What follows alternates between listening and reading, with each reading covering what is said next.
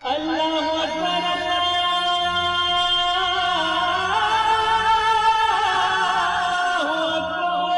السلام علیکم ورحمۃ اللہ وبرکاتہ۔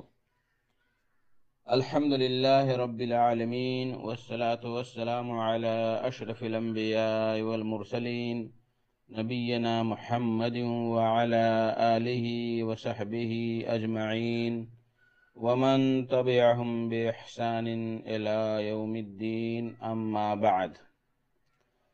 میرے دوستو، بزرگوں، اسلامی بھائیوں اور بہنوں، سامعین و سامعات کرام، آج 3 محرم 1442 ہجری، 23 اگست 2020 عیسوی، 7 گتے بھادو 2077 بکرمی، اتوار کا دن، میں محمد مستقیم مدنی آپ لوگوں کی خدمت میں صدائے حق کا پروگرام لے کر حاضر ہو گیا ہوں، جو روزانہ آپ کی خدمت میں 1:30 بجے دن سے 2:15 بجے تک پیش کیا جاتا ہے، اور معمول کے مطابق آج بھی انشاءاللہ تبارک و تعالی آپ سب سے پہلے تلاوت قرآن مجید سماعت فرمائیں گے، پھر ایک نظم اور پھر ایک اچھے عالم کا خطاب سماعت فرمائیں گے۔ تو لیجئے سب سے پہلے تلاوت قرآن مجید ہم اور آپ مل کر سنتے ہیں۔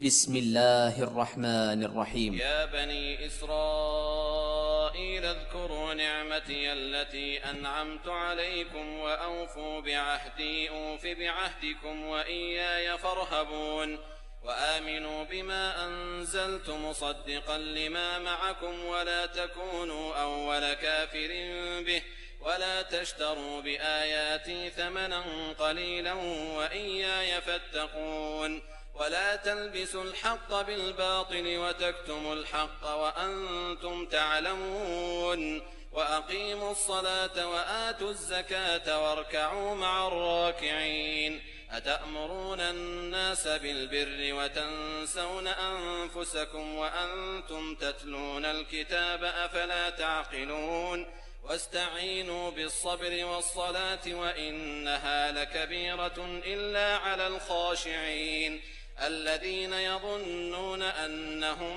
ملاقو ربهم وأنهم إليه راجعون يا بني إسرائيل اذكروا نعمتي التي أنعمت عليكم وأني فضلتكم على العالمين واتقوا يوما لا تجزي نفس عن نفس شيئا ولا يقبل منها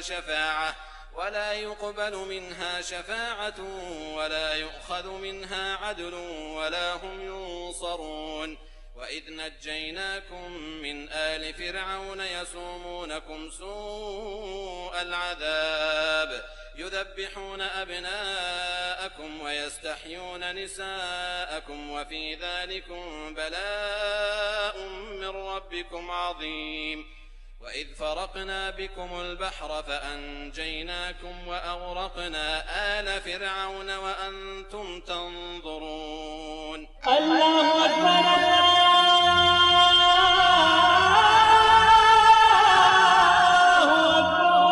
بعدہ محرم پر ایک نظم سماعت فرمائیں۔ ڈھولتا سے محرم کو منانے والے، غم سے شہدا کی بڑی دھوم منانے والے، بگ اور شیر کو ہر سمت نچانے والے، تازیہ اور سواری کو اٹھانے والے، چند جب ماہ محرم کا نظر آتا ہے، چند جب ماہ محرم کا نظر آتا ہے، چند جب ماہ محرم کا نظر آتا ہے،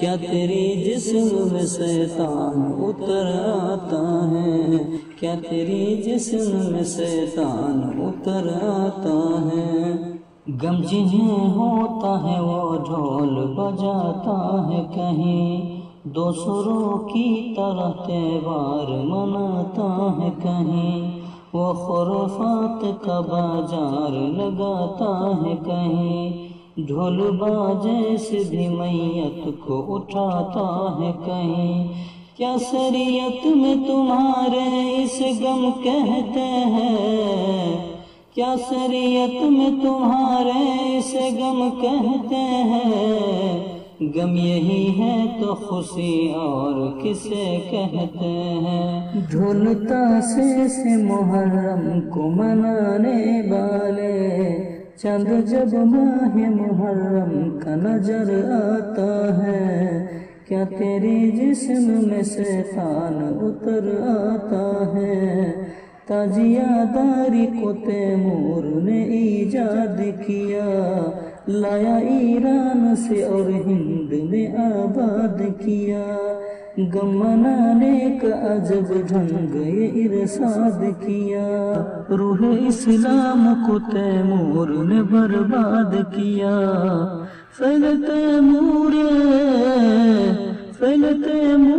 ہے کولے پیغمبر تو نہیں، غم کا یہ رنگ شریعت کا برابر تو نہیں، چند جب ماہ محرم کا نظر آتا ہے، کیا تیری جسم میں شیطان اتر آتا ہے، خوب ہے ابن علی سے ہی محبت تیری، بھری دنیا سے نراہی ہے عقیدہ تیری، تازیہ اور سواری ہے عبادت تیری، تازیہ اور سواری ہے عبادت تیری، عشق بازی کی محرم میں ہے عادت تیری، غم تجھے ہے تو ذرا اتنا ہی کر کے بتلا، غم تجھے ہے تو ذرا اتنا ہی کر کے بتلا، ڈھول تاشے سے ذرا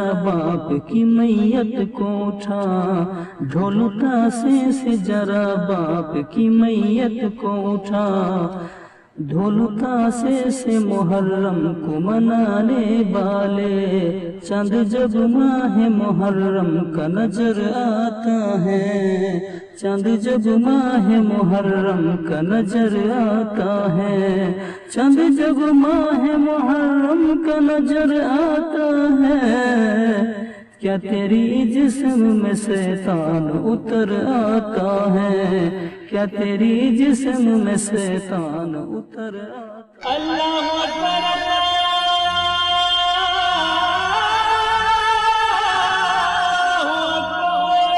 میرے محترم ساتھیوں بزرگوں، آج کا خطاب ہے فضیلت الشیخ محمد عاقل ریاضی صاحب کا، جو مدرسہ نجم الہدیٰ السلفیہ بیلہا سرہا نیپال میں درس و تدریس کی خدمات انجام دے رہے ہیں، اور اللہ تبارک و تعالیٰ کے فضل و کرم سے فضیلت الشیخ محمد عاقل ریاضی صاحب کنٹینیو FM کے لیے محاضرات بھیجتے ہیں۔ اللہ تبارک و تعالیٰ ان کی محنت کو قبول فرمائیں۔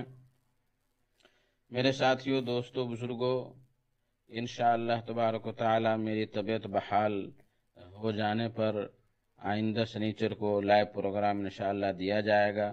اللہ تبارک و تعالیٰ سے دعا کریں کہ جلد از جلد صحت و تندرستی عطا فرمائیں۔ اور بہت ہی دکھ کی بات ہے کہ ایک بہت بڑی علمی شخصیت فضیلت الشیخ عبد المنان سلفی رحمہ اللہ رات 12:30 بجے اللہ کے پیارے ہو گئے۔ 10 دن سے وہ علیل تھے، بیمار تھے، اور مزید علاج کے لیے بٹول ہاسپٹل میں لے جاتے ہوئے راستے ہی میں ان کا انتقال ہو گیا 12:30 بجے۔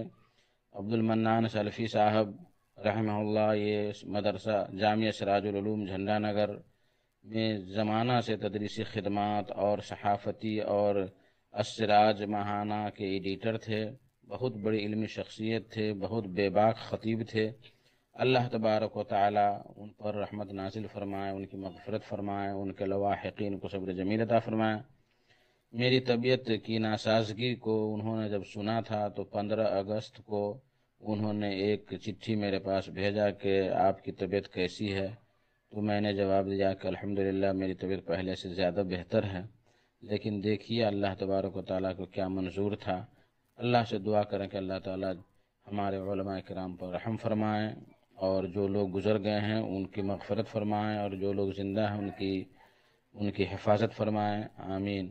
تو لیجئے آج کا خطاب سماعت کرتے ہیں فضیلت الشیخ محمد عاقل ریاضی صاحب سے حضرت حسین رضی اللہ تعالیٰ عنہ کی سیرت۔ ان کا موضوع ہے حضرت حسین رضی اللہ تعالیٰ عنہ کی سیرت۔ چونکہ یہ محرم کا مہینہ ہے اس لیے ان موضوعات پر گفتگو کی جاتی ہے، تو لیجئے سماعت فرمائیں۔ السلام علیکم ورحمۃ اللہ وبرکاتہ۔ ان الحمد للہ نحمده ونستعینه ونستغفره ونؤمن به ونتوکل علیہ ونعوذ باللہ من شرور انفسنا ومن سیئات اعمالنا من يهده الله فلا مضل له ومن يضلل فلا هادي له ونشهد أن لا إله إلا الله وحده لا شريك له ونشهد أن محمدا عبده ورسوله أما بعد فإن أصدق الكلام كلام الله وأحسن الهدي هدي محمد صلى الله عليه وسلم وشر الأمور محدثاتها فإن كل محدثة بدعة وكل بدعة ضلالة وكل ضلالة في النار۔ فأعوذ بالله السميع العليم من الشيطان الرجيم، بسم الله الرحمن الرحيم۔ يا أيها الذين آمنوا اتقوا الله حق تقاته ولا تموتن إلا وأنتم مسلمون۔ يا أيها الناس اتقوا ربكم الذي خلقكم من نفس واحدة وخلق منها زوجها وبث منهما رجالا كثيرا ونساء واتقوا الله الذي تساءلون به والأرحام إن الله كان عليكم رقيبا۔ يا أيها الذين آمنوا اتقوا الله وقولوا قولا سديدا يصلح لكم أعمالكم ويغفر لكم ذنوبكم ومن يطع الله ورسوله فقد فاز فوزا عظيما۔ قال تعالى: ولا تقولوا لمن يقتل في سبيل الله أموات بل أحياء ولكن لا تشعرون۔ سبحانك لا علم لنا إلا ما علمتنا إنك أنت العليم الحكيم۔ رب اشرح لي صدري ويسر لي أمري واحلل عقدة من لساني يفقهوا قولي۔ اللهم رب زدني علما، اللهم رب زدني علما، يا مقلب القلوب ثبت قلبي على دينك، يا مقلب القلوب ثبت قلبي على دينك۔ کہتا ہوں وہی بات سمجھتا ہوں جسے حق۔ برادران اسلام، محترم سامعین و سامعات، آج کے خطاب کا تعلق سیرت حضرت حسین رضی اللہ تعالی عنہ سے ہے۔ اللہ رب العالمین سے دعا ہے کہ الہ العالمین ہمیں حق کہنے اور سننے کے ساتھ اس پر عمل کی توفیق عطا فرمائے۔ اسلامی بھائیوں، بے شک سیدنا حضرت حسین رضی اللہ تعالیٰ عنہ کا مقام بہت بلند اور عظیم ہے، لیکن اس کو اتنا بڑھا چڑھا کر کے پیش کرنا کہ بعض جگہ پر نبی سے بھی ان کو اونچا لے جانا خود حضرت حسین رضی اللہ تعالیٰ عنہ کی توہین کے مترادف ہے۔ امام کائنات محمد عربی صلی اللہ علیہ وسلم نے فرمایا: انزل الناس منازلہم، لوگوں کو ان کے مقام پر رکھو۔ بالکل واضح ہے، نبی کا مقام نبی کو دو، صحابی کا مقام صحابی کو دو، اہل بیت کا مقام اہل بیت کو دو۔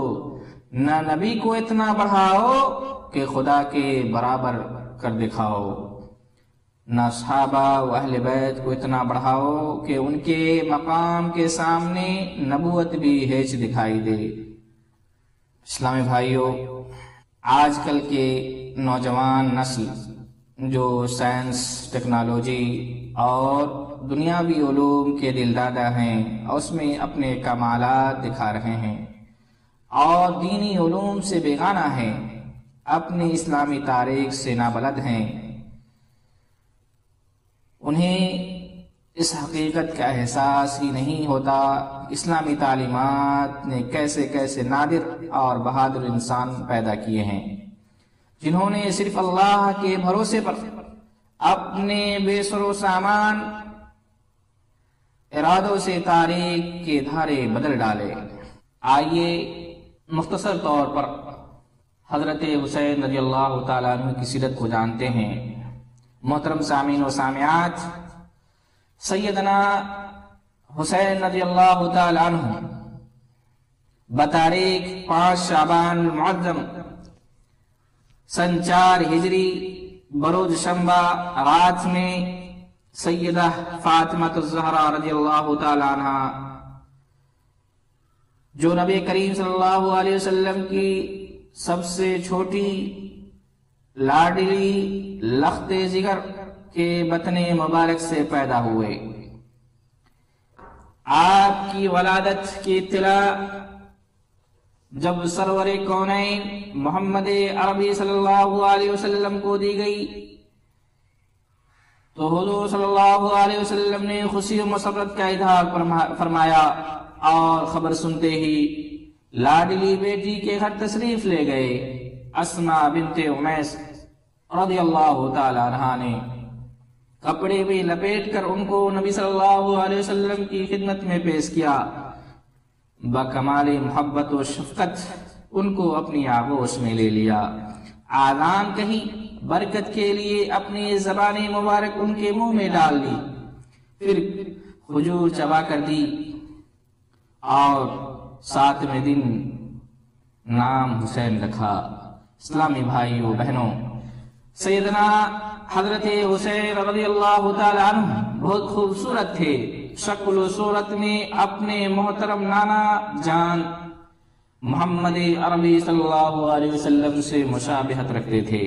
آپ کی کنیت ابو عبداللہ ہے اور سید شہید طیب ذکی رشید مبارک تابع لمرضات اللہ وغیرہ آپ کے القاب ہے۔ آپ کا مختصر صدر نسب یہ ہے حسین بن علی بن ابی طالب بن عبد المطلب، یعنی تیسری پشت میں آپ رسول اللہ صلی اللہ علیہ وسلم سے جا ملتے ہیں۔ لیکن افسوس ہے کہ سیدنا حضرت حسین رضی اللہ تعالیٰ عنہ کی ولادت اور وداعت سے متعلق جھوٹے افسانے کر لیے گئے ہیں۔ مثلا یہ کہ ان کا نام محمد عربی صلی اللہ علیہ وسلم نے نہیں رکھا بلکہ جبرائیل علیہ السلام نے رکھا تھا۔ ساتھ ہی یہ کہ اللہ نے سیدہ فاطمہ رضی اللہ تعالیٰ عنہ پر القا کیا تھا کہ آپ کے ہاں جو بچہ پیدا ہوگا اس کا نام حسین رکھنا ہوگا۔ رضاعت کے تعلق سے حضرت حسین رضی اللہ تعالیٰ عنہ اپنی ماں کا دودھ نہیں پیتے تھے اور نبی صلی اللہ علیہ وسلم کے زبان مبارک چوس کر پیٹ بھر لیتے تھے۔ ایک گڑی ہوئی روایت ہے رسول اللہ صلی اللہ علیہ وسلم کا انگوٹھا چوستے تھے جس سے دودھ نکل آتا تھا اور اس پر انہوں نے پرورش پائی وغیرہ وغیرہ۔ اس قسم کے واقعات اور روایات بن گڑھت اور جھوٹے ہیں۔ یہ غلط قصے محض خوش اعتقادی کی بنیاد پر اور حضرت حسین رضی اللہ تعالیٰ عنہ کی تمام مخلوق پر برتری اور فوقیت فضیلت دینے اور اعلیٰ ظاہر کرنے کے لیے بیان کیے جاتے ہیں، جن کا فطرت انسانی، عقل سلیم اور مذہبی و تاریخی روایت سے کوئی واسطہ نہیں۔ جس طرح دوسرے تمام انسانوں نے، انبیاء و مرسلین نے، اولیاء ائمہ نے اپنی ماں یا دوسری عورتوں کا دودھ پیا ہے، اسی طرح سے حضرت حسین رضی اللہ تعالیٰ عنہ نے بھی دودھ پیا ہے۔ محترم سامعین و سامعات، رسول اللہ صلی اللہ علیہ وسلم کو اپنے نواسوں اور نواسیوں سے بے حد محبت تھی، کسی میں فرق نہ فرماتے تھے۔ آپ صلی اللہ علیہ وسلم کو جیسی اپنی اولاد سے محبت تھی ویسے ہی اپنی اولاد کی اولاد سے بھی محبت تھی۔ حضور صلی اللہ علیہ وسلم اپنے نواسوں کو، حضرت حسن حسین کو اپنی گود میں لیے پھرتے تھے، کندھوں پر اٹھا لیتے تھے، ان سے لاڈ و پیار کرتے تھے۔ سیدنا حسن حسین رضی اللہ تعالیٰ عنہ کی شان میں فرمایا، انہما ریحانتایا من الدنیا بخاری کی روایت ہے یہ دونوں دنیا میں میرے پھول ہیں۔ جب حضور اکرم صلی اللہ علیہ وسلم حضرت حسن اور حضرت حسین رضی اللہ عنہما کو اپنی سواری پر سوار کرتے تو فرماتے مالک و قدوس جس طرح سے میں ان دونوں سے محبت رکھتا ہوں تو بھی ان سے محبت رکھ، اور جو ان دونوں کو محبوب رکھے تو بھی اس کو محبوب بنا لے۔ رواه ترمذی۔ حضور اکرم صلی اللہ علیہ وسلم جب بھی دونوں صاحبزادوں کو اٹھاتے کلمہ خیر پڑھتے، ان کے لیے دعائیں فرماتے اور پاکیزہ اور اچھے کلمات کہتے تاکہ ان کے پردہ گوش کان سے ٹکرائے، ان کے دل و دماغ پر نقش ہو جائیں، اللہ کی رحمتیں اور ان پر برکتیں نازل ہوتی رہیں۔ ایک دن آپ صلی اللہ علیہ وسلم حضرت حسین رضی اللہ تعالیٰ عنہ کے بوسے لے رہے تھے تو اقرا بن حابس رضی اللہ تعالیٰ عنہ نے عرض کیا کہ میرے 10 بیٹے ہیں، 10 اولاد ہے، میں نے تو اپنے بچوں کو کبھی بھی نہیں چوما۔ رسول اللہ صلی اللہ علیہ وسلم نے ان کی طرف دیکھا اور فرمایا من لا یرحم ولا یرحم، جو شخص رحم نہیں کرتا اس پر رحم نہیں ہوتا۔ ہر جگہ آپ کے ساتھ یہ دونوں نواسے موجود ہوتے اور آپ ان سے محبت کرتے، مسجد میں، مجلس میں، نماز میں، خطبے میں۔ ایک روز حضرت حسین رضی اللہ تعالیٰ عنہ کو لے کر آپ مسجد میں تشریف لے گئے اور ان کو الگ بیٹھا کر نماز پڑھنے لگے۔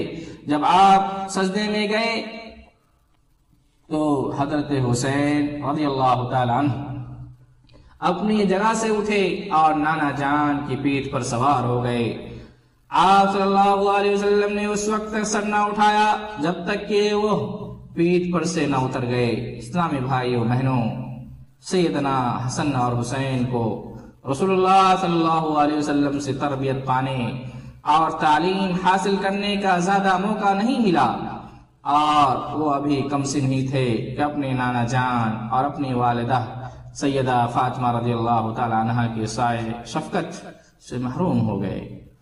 حسین رضی اللہ تعالیٰ تو صرف 7 ہی سال کے تھے کہ جب رسول اللہ صلی اللہ علیہ وسلم کا سایہ سر سے اٹھ گیا، اور 7.5 سال کی عمر میں شفیق امی جان سیدہ فاطمہ رضی اللہ تعالیٰ عنہ بھی اللہ تعالیٰ سے جا ملی۔ ان للہ و انا الیہ راجعون۔ لیکن اس کم عمری میں بھی انہوں نے بہت کچھ سیکھ لیا، اور بچپن ہی میں ان کا ذہن صاف ہو گیا اور چمک پیدا ہو گئی، قوت ادراک نے ترقی حاصل کی، فہم و شعور کو فروغ نصیب ہوا، حافظہ میں تیزی ہوئی، اور جس بچے کو امت کا ہیرو بننا تھا قدرت نے لڑکپن میں ہی اس کو سیکل کر کے مصفہ مجلہ فرمایا۔ بے سبب خلق نہیں کہتی فرزانہ اسے، اس کے بچپن میں ہی آثار نمایاں ہوں گے۔ دیکھیے تربیت کس طرح ہو رہی ہے۔ حضور اکرم صلی اللہ علیہ وسلم نے صدقات و خیرات کو اپنی اعلی اولاد کے لیے ممنوع قرار دیا تھا۔ ایک بار صدقے کی ایک کھجور لے کر منہ میں حضرت حسین نے ڈال لی اور چبانے لگے۔ آپ صلی اللہ علیہ وسلم نے دیکھا تو ان کے منہ میں انگلی ڈال کر فرمایا اسے نکال دو، اسے اگل دو، کیا تجھے معلوم نہیں خاندان نبوت میں صدقے کا مال کھانا جائز نہیں ہے؟ بس وہ نکال دی۔ اس کے بعد زندگی بھر حضرت حسین نے کسی چیز کو خود بخود ہاتھ نہیں لگایا۔ خیال کیجئے جس بچے کی ایسی تربیت ہو رہی ہو اسے بچپن میں حرام و حلال کی تمیز کیوں نہ ہو، وہ دین کی ضروری مسائل سے کیوں واقف نہ ہو جائے۔ یہ ایسی تعلیم و تربیت کا نتیجہ تھا کہ 5 سال کی عمر میں انہوں نے نماز پڑھنا شروع کر دی اور 6-7 سال کی عمر میں روزے رکھنے کے لیے تیار ہو گئے۔ اللہ اکبر۔ محترم سامعین و سامعات، تاریخ سے ثابت ہے وفات نبی صلی اللہ علیہ وسلم کے بعد حضرت حسن و حسین رضی اللہ تعالیٰ عنہ نے ممتاز صحابہ کرام سے تعلیم پائی اور انہوں نے آپ کو خوب ٹریننگ دی۔ حضرت ابو بکر صدیق رضی اللہ تعالیٰ عنہ، سیدنا عمر فاروق رضی اللہ تعالیٰ عنہ اور سیدنا عثمان غنی رضی اللہ تعالیٰ عنہ سے آپ نے خوب استفادہ کیا۔ اپنے والد محترم سے بھی سماع حدیث کرتے، علوم دینیہ پڑھتے تھے۔ اس تربیت کا نتیجہ یہ نکلا کہ اس ٹریننگ کا اثر یہ ہوا کہ حضرت حسین رضی اللہ تعالیٰ عنہ کے جوہر کھل گئے، دل و دماغ روشن ہو گئے۔ بعض دفعہ تو آپ ایسی معقول باتیں کرتے کہ بڑے بڑے عقل مند حیران رہ جاتے۔ ذہانت و فطانت، فہم و ذکا کا یہ حال تھا کہ جو بات ایک دفعہ سن لیتے مدت العمر دماغ سے نہ نکلتی تھی۔ اسلامی بھائیوں، مخالفین جو خلفائے ثلاثہ حضرت ابوبکر صدیق رضی اللہ تعالیٰ عنہ، حضرت عمر فاروق رضی اللہ تعالیٰ عنہ اور عثمان غنی رضی اللہ تعالیٰ عنہ پر یہ الزام لگاتے ہیں کہ انہوں نے اہل بیت کے حقوق ادا نہیں کیے اور سیدنا نبی کریم صلی اللہ علیہ وسلم کی وصیتوں کے خلاف عمل کر کے آل رسول کو تکلیف پہنچاتے اور ان سے دشمنی کرتے رہے۔ یہ الزام سراسر غلط، بے بنیاد اور خانہ ساز ہے اور محض رافضین اور خارجین کی نشوونما اور مخاصمت صحابہ کو ترقی دینے کے لیے گڑھا گیا ہے۔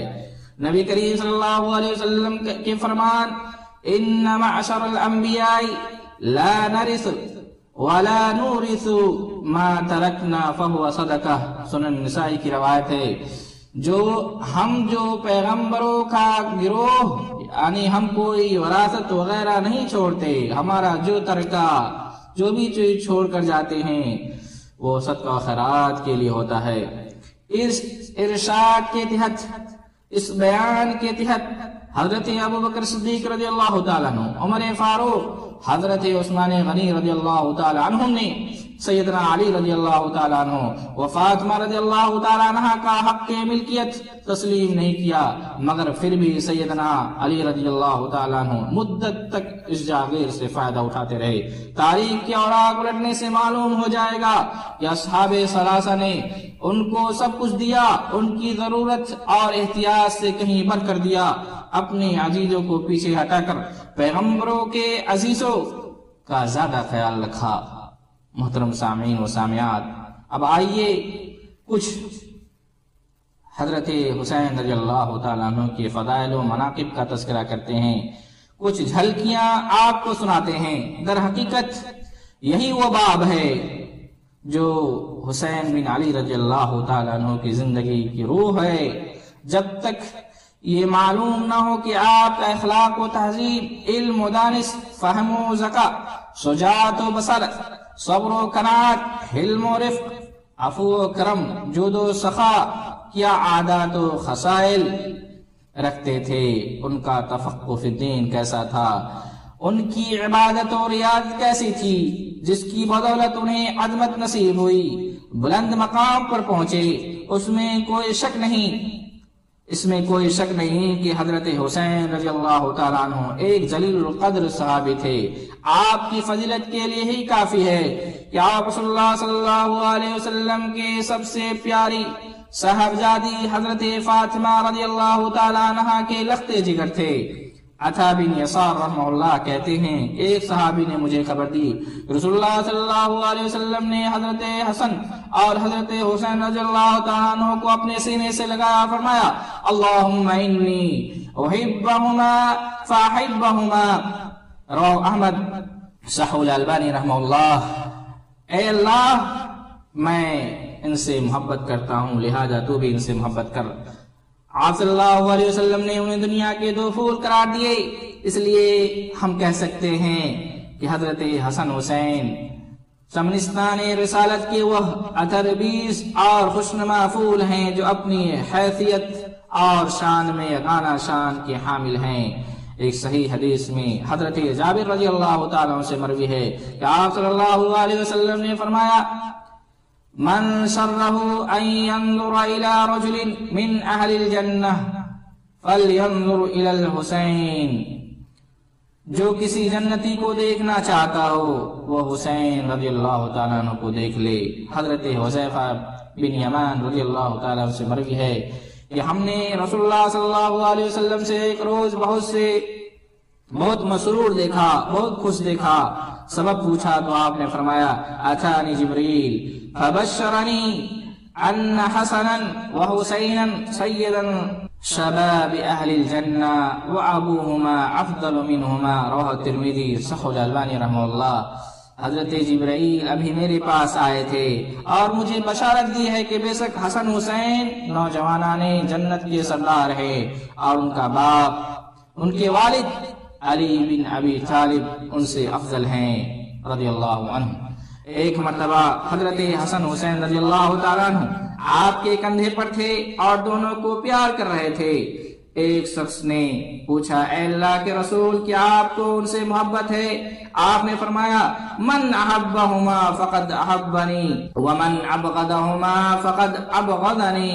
آپ نے پہلے ہی آپ کو آگاہ کر دیا تھا کہ آپ کی امت انہیں عنقریب قتل کر دے گی، اور سرزمین کی مٹی بھی آپ کو دکھلائی، اور یہ وہ سرزمین تھی جسے کربلا کہا جاتا ہے۔ حضرت یعلا بن مرہ رضی اللہ تعالیٰ سے مروی ہے کہ آپ صلی اللہ علیہ وسلم نے فرمایا حسین منی وانا من الحسین احب اللہ من احب حسینا، رواه ترمذی۔ حسین مجھ سے ہے اور میں حسین سے ہوں، اللہ تعالیٰ اسے محبوب جانے جو حسین سے محبت کرے۔ ان تمام احادیث میں حضرت حسن و حسین کے فضائل ذکر کیے گئے ہیں، اور ان احادیث کے پیش نظر ہم ان دونوں سے محبت کرتے ہیں اور محبت کو اپنے ایمان کا جز سمجھتے ہیں۔ اسلامی بھائیوں، حضرت حسین رضی اللہ تعالیٰ عنہ کی سیرت نامکمل رہے گی اگر اس میں آپ کی ازواج و اولاد کا ذکر نہ کیا جائے۔ آپ نے کئی نکاح کیے جن کا ثبوت احادیث سے ملتا ہے اور تاریخی کتابوں میں موجود ہے۔ آپ نے 9 شادیاں کی اور آپ کی ان میں سے 7 اولادیں ہوئیں۔ اسلامی بھائی و بہنوں، حضرت حسین رضی اللہ تعالیٰ عنہ کا مصیبت کے وقت صبر کرنا اور مشکلات میں اللہ تعالیٰ کی یاد میں وقت گزارنا خاص عمل تھا۔ کبھی مصائب و مشکلات سے نہ گھبراتے بلکہ بارگاہ الہی میں سر بسجود ہو کر خشوع خضوع اور گریہ وزاری و انکساری سے دعائیں مانگتے تھے۔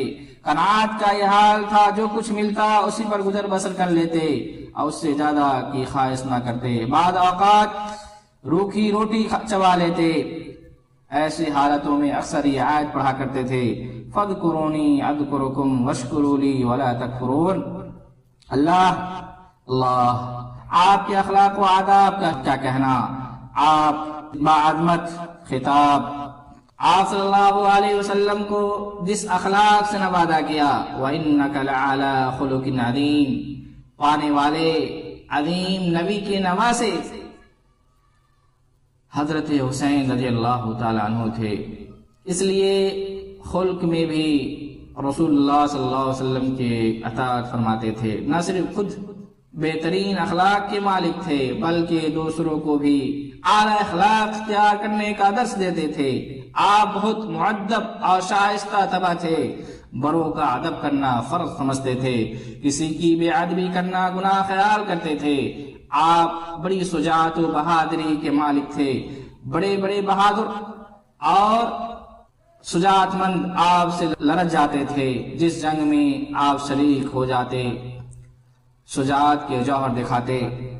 محترم سامعین و سامعات، حضرت حسین رضی اللہ تعالیٰ عنہ کی شہادت کا المناک واقعہ پیش آیا، جسے واقعہ کربلا کے نام سے جانا جاتا ہے۔ بڑا ہی عجیب اور دردناک واقعہ، جسے پڑھ کر اور سن کر کلیجہ منہ کو آ جاتا ہے، لیکن ہمارا ایمان اللہ رب العالمین کی قضا و قدر پر اس لیے ہے کہ ہم شہادت حسین رضی اللہ تعالیٰ عنہ کی شہادت کو قضا و قدر سمجھتے ہیں، جیسا کہ آپ کے والد حضرت علی رضی اللہ تعالیٰ عنہ بھی بقضاء الہی شہید ہوئے۔ اسی طرح سے ان سے پہلے حضرت عثمان غنی رضی اللہ تعالیٰ عنہ کو بھی ظالموں نے انتہائی المناک انداز میں شہید کیا، اور اس سے بھی پہلے امیر المومنین عمر بن خطاب رضی اللہ تعالیٰ عنہ کو بھی حالت نماز میں آپ پر قاتلانہ حملہ کیا اور شہید کر دیے گئے۔ یہ سب یقینی طور پر حضرت حسین رضی اللہ تعالیٰ عنہ سے افضل تھے، لیکن ایسے تمام واقعات پر ہم سوائے انا للہ و انا الیہ راجعون کے کیا کہہ سکتے ہیں؟ وہ اہل کوفہ والے جنہوں نے آپ کو امام اور خلیفہ منتخب کرنے کے لیے ایک دو نہیں بلکہ ہزاروں خطوط آپ کو بھیجے اور آپ کو کوفہ آنے کی دعوت دی۔ جب آپ رضی اللہ عنہ جانے کا ارادہ کیا تو مدینہ منورہ میں موجود مدینہ منورہ میں رہنے والے اکثر و بیشتر بزرگ صحابہ کرام نے آپ کو منع کیا، لیکن تقدیر کو کچھ اور ہی چاہتا تھا، تقدیر کو کچھ اور ہی منظور تھا۔ وہاں کے حالات کا جائزہ لینے کے لیے آپ نے اپنے بھائی مسلم بن عقیل کو روانہ کیا، وہاں کے حالات کو ٹھیک ٹھاک دیکھ کر آپ کو پیغام بھیجا کہ آ جائیں، لیکن یہ کوفہ والوں کی چال تھی۔ اہل کوفہ نے بے وفائی کی اور دھوکہ اور غداری کی۔ جب آپ نے عزم سفر کر لیا اور جانے لگے، جب مقام ثالبیہ پہنچے تو مسلم بن عقیل اور ان کے عزیزان محمد ابراہیم کی شہادت اور اہل کوفہ کی غداری معلوم ہوئی۔ امام ابن تیمیہ رحمہ اللہ فرماتے ہیں لما بلغهما فعل بابن عمه مسلم بن عقیل ترک طلب الامر۔ جب آپ کو مسلم بن عقیل کی شہادت کی خبر ملی تو آپ نے خلافت و حکومت کا ارادہ ترک کر دیا، بہت مشکلات میں محصور ہو گئے، حالات نے نازک ترین صورت اختیار کر لی تھی۔ عبداللہ بن زیاد کی فوج راستوں اور سڑکوں پر آپ کے تعاقب میں تھے اور خبر بھیجوائی تھی کہ حضرت حسین رضی اللہ تعالیٰ عنہ کو گرفتار کر لیا جائے، انہیں قید کر لیا جائے، انہیں واپس نہ بھیجا جائے۔ جب میدان کربلا میں جنگ پیش آیا، یہ میدان نہر فرات کے قریب ہے اور یہ جگہ ایک طویل ریگزار چٹیل میدان ہے جہاں درخت تھی، نہ دانا نہ پانی، اور گرمی اس شدت کی کہ اللہ امان، اللہ ہی محافظ ہو۔ زمین کا رنگ سیاہ ہو چکا تھا، آفتاب کی شعاعوں سے ریت اس طرح چمکتی تھی جیسے آگ کے شعلے بلند ہوتے ہوں۔ بہت بھیانک اور خوفناک مناظر تھے۔ جنگ سے پہلے آپ نے کہا مجھے مکہ یا مدینہ جانے دیا جائے، اگر یہ نہیں تو کسی دور دراز ملک میں چلا جاؤں گا، منظور کر لیا جائے۔ یہ بھی منظوری نہیں ہوئی تو آپ نے کہا مجھے یزید کے پاس جانے کا موقع دیا جائے۔ یہ تین باتیں ان لوگوں کے سامنے رکھی، لیکن ابن زیاد کی طرف سے قبول نہیں کیا گیا۔ اس نے جنگ پر آپ کو آمادہ کیا، آپ نے پوری کوشش کی کہ جنگ ٹل جائے، فساد برپا نہ ہو، فسادات سے ہم لوگ بچ جائیں، لیکن تمام کوششیں بیکار ثابت ہوئیں۔ عبداللہ ابن زیاد کی فوج مارنے مرنے پر تل گئی۔ حضرت حسین رضی اللہ تعالیٰ عنہ کے ساتھ کل 72 آدمی تھے، ان میں 30 کے پاس سواریاں تھی اور 40 پیدل تھے، اور سب کے پاس ہتھیار بھی نہ تھے۔ ادھر ابن زیاد کی فوج 5000 پوری جنگجو سپاہیوں پر مشتمل تھی۔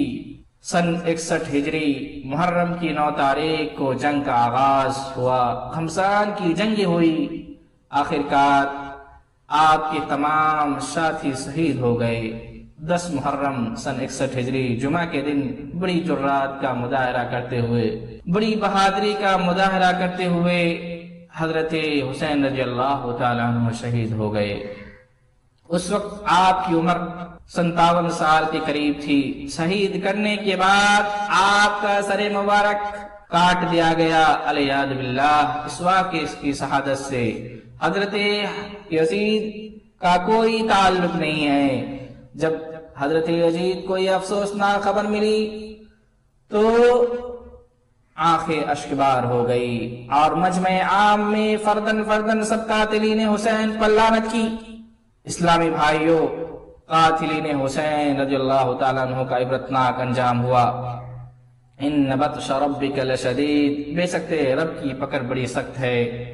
اللہ ابن کثیر رحمہ اللہ فرماتے ہیں حضرت حسین رضی اللہ تعالیٰ عنہ کی شہادت کے بعد جو فتنے برپا ہوئے ان میں اکثر صحیح ہے، کوئی شخص ایسا نہیں بچا جو کسی نہ کسی المناک اذیت میں مبتلا نہ ہوا ہو، بعد دردناک عذاب میں مبتلا ہو گئے اور اکثر مجنون اور مخبوط الحواس ہو گئے۔ امام زہری رحمہ اللہ فرماتے ہیں قاتلین حسین رضی اللہ تعالیٰ عنہ کو دنیا ہی میں سزا مل گئی، کوئی قتل کیا گیا، کسی کا چہرہ کالا سیاہ ہو گیا، کوئی مس کر دیا گیا۔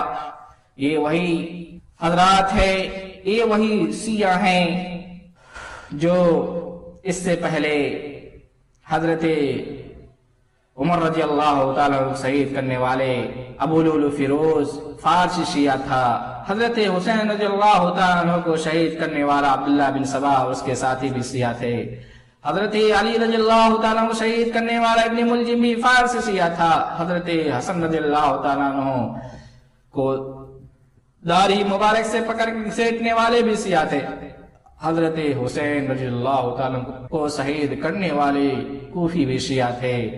لیکن اللہ رب العالمین نے شہداء کے لیے جو مقام رکھا وَلَا تَقُولُوا لِمَنْ يُقْتَلُ فِي سَبِيلِ اللَّهِ أَمْوَاتٌ بَلْ أَحْيَاءٌ وَلَكِنْ لَا تَشْعُرُونَ، اللہ کے راستے میں شہید ہونے والے کو تم مردہ نہ کہو بلکہ وہ زندہ ہے، مگر ان کی زندگی ایسے ہے جو تم سمجھ نہیں سکتے۔